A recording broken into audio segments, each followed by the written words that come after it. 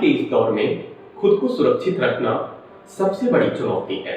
फल, सब्जी, दूध और हमारी रोज की जरूरी चीजों से संक्रमण का खतरा बना रहता है। विशेषज्ञ भी यह मानते हैं कि इन सब चीजों पर कोरोना के वायरस हो सकते हैं। खाने के सामानों, फल, सब्जियों और दूध के पैकेट आदि को सैनिटाइज करने का सही तरीका क्या है, यह जानने के लिए बने रहिए हमारे साथ टुडे टेलीकास्ट पर।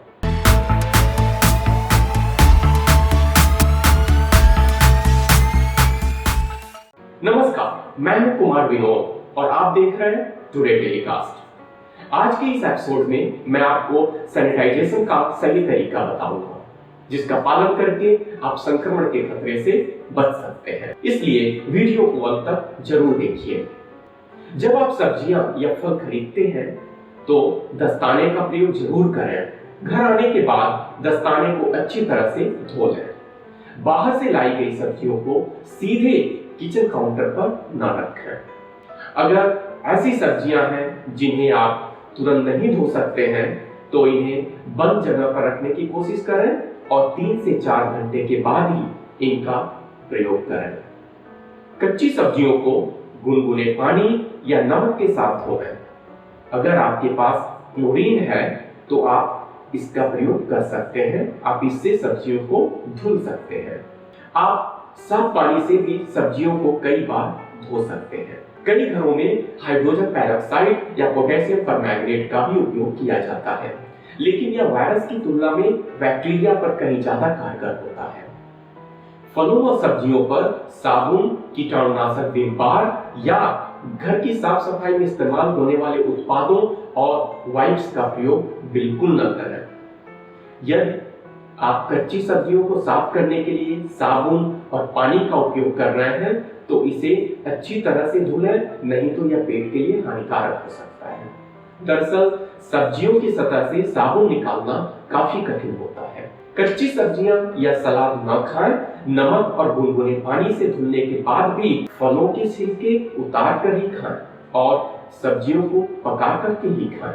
पका हुआ भोजन संक्रमण के खतरे को कम करता है। यदि आप सलाद में कच्ची सब्जियों का उपयोग करते हैं तो अतिरिक्त सावधानी के साथ इन्हें साफ करें। बाहर से खरीदे गए खाने के पैकेट्स जैसे चॉकलेट, पनीर, दूध आदि को अच्छी तरह से धुलने के बाद ही फ्रिज में रखें। इन्हें सीधे फ्रिज में न रखें। धुली हुई सब्जियों या फल को साफ सुथरी जगह पर ही रखें ताकि इनमें संक्रमण का खतरा न रहे। खाद्य उत्पादों को साफ करने के बाद सिंक को जरूर साफ करें। घरों में आने वाले दूध के पैकेट या अन्य पैक्ड सामान जैसे बिस्किट, नमकीन या अन्य पैक्ड फूड को साफ करने का सबसे अच्छा तरीका गर्म पानी और साबुन है। दूध के पैकेट को धोए बिना फ्रिज में न रखें और न ही बर्तन में डालें। अब फोन को कैसे सैनिटाइज करना चाहिए? फोन एक ऐसी चीज है जो हर किसी के पास होती है। ऐसा हो सकता है कि आपने इसे भूलवश किसी दुकान के काउंटर या सब्जी विक्रेता की गाड़ी पर रख दिया हो, या किसी कारण से इसे किसी दूसरे व्यक्ति को दे दिया हो, या किसी सार्वजनिक जगह पर फोन पर लंबी बातचीत की हो। ऐसे में फोन को सैनिटाइज करना सबसे ज्यादा जरूरी है। इसके लिए किसी माइल्ड कीटाणुनाशक का प्रयोग कर मुलायम कपड़े से फोन को साफ कर सकते हैं। जिस कंपनी से आपने फोन खरीदा है उस कंपनी ने भी फोन की सफाई के लिए दिशा निर्देश दिए होंगे। इसके अनुसार भी फोन साफ कर सकते हैं। अपने फोन को अपने परिवार के अन्य सदस्यों, विशेष रूप से बच्चों को न दें। जब आप कहीं बाहर से वापस आते हैं तो फोन को साफ करने के बाद ही परिवार के अन्य सदस्यों को दें। इस महामारी के समय में कोरोना से बचाव में आपका मास्क बहुत जरूरी भूमिका निभाता है। इसकी भी नियमित साफ सफाई करनी चाहिए। हर बार जब आप अपने मास्क को छूते हैं या इसे हटाते हैं तो अपने हाथों को धोएं या सैनिटाइज करें। दूसरों को अपना मास्क छूने या लगाने न दें। अगर आप घर के बने मास्क का प्रयोग कर रहे हैं तो ध्यान रखें मास्क का कपड़ा पुराना या बहुत पतला न हो। मोटे और अच्छे कपड़े से बने मास्क का ही प्रयोग करें। इस बात का ध्यान रखें कि खांसी या छींक आने पर घर का बना मास्क न केवल आपकी सुरक्षा करे बल्कि दूसरों की भी सुरक्षा के लिए प्रभावी हो। आप N95 या सर्जिकल मास्क का उपयोग कर सकते हैं। अगर आप N95 या सर्जिकल मास्क का उपयोग कर रहे हैं तो इसे धुलने के बजाय 7 दिन तक हवा में सुखाएं। मास्क को साफ करने के लिए शराब, ब्लीच, साबुन या डिटर्जेंट का उपयोग न करें, ये मास्क को खराब कर सकते हैं।